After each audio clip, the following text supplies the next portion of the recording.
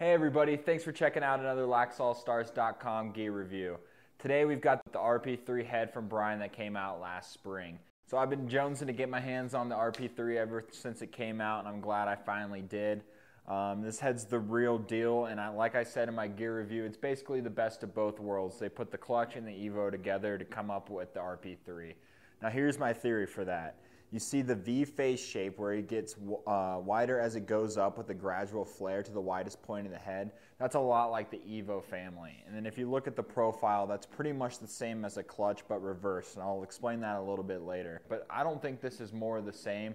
I think this is Rob picking out his favorite features in the Brine Warrior product lines and really being able to merge them together to give what he needs on the field and give the top level attackmen in the game a head that really suits them. We've got the Core-Tech label on the inside, which is describing these cutout grooves, which allows for flexibility and also to make the head a little bit lighter, but it also almost makes every one of these support beams into a double brace because it almost serves as two pieces of plastic. This head is mad flexible. Look at that. You can take it all the way to either side. So face-off guys, you might love it, but here's my problem with it. If you pop it all the way to the side and let it go back, it does not snap to its original shape right away. You've got to kind of coax it to get back to where it belongs. And I think that after some serious summer heat or a lot of torquing it on the ground, you might warp this thing out of place. So if that's happened to you, drop something in the comments below and let us know about it. It's interesting that you can take the head so far on either side, but then up and down, it doesn't really go anywhere. So for those poke checks, it stays pretty solid, but on ground balls, it has just enough flex because that top brace is gone. So it lets you have a little bit of give for getting underneath of the ball. Now, something that I do have a problem with on the RP3 is the throat never seems to match up well with a lot of shafts. It's just a little too big, got a little too much wiggle room. You can fix that with throwing some tape over the end of it and then running your screw through it. But that's something that kind of concerns me. I don't like having a loose throat. Now, on top of Rob's logo up here in the scoop, the head's adorned with a nice gray Brine King in the throat. It's pretty subtle and pretty classy.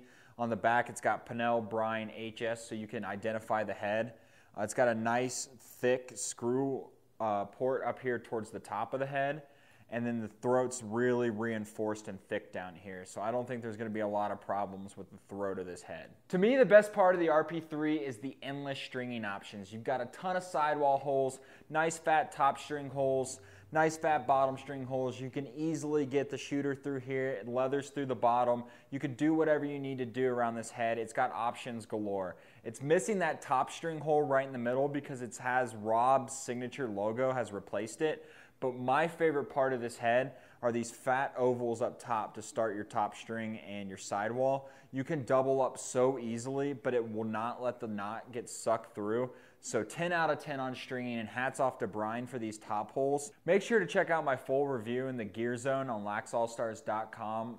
The hyperlink's in the description below. But if you go there, you can actually see why I compare this head to the clutch and why it's so similar and what makes it so similar to the Evo line.